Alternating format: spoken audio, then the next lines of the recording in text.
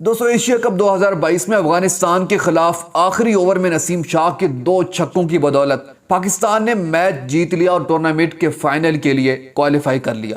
پاکستان نے افغانستان کو سنسنی خیز مقابلے کے بعد 1 وکٹ سے شکست دی۔ اس میچ کی خاص بات نسیم شاہ نے آخری اوور میں 2 چھکے لگا کر ٹیم کو کامیاب کیا۔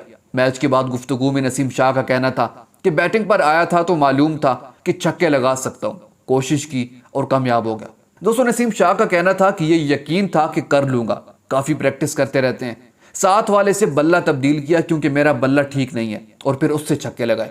انہوں نے کہا کہ یہ میچ یادگار رہے گا اور سب یہ بھول گئے ہوں گے کہ میں بولر ہوں۔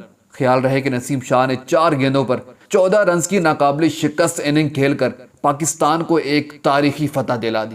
دوستو نسیم شاہ کی اس میچ وننگ پرفارمنس پر کمنٹ میں اپنی رائے کا اظہار ضرور کیجیے گا اور کھیلوں کی لیٹسٹ اپڈیٹ جاننے کے لیے ہمارے ساتھ جڑے رہیں اور ہمارے اس چینل کو ضرور سبسکرائب کر دیں۔ جزاک اللہ۔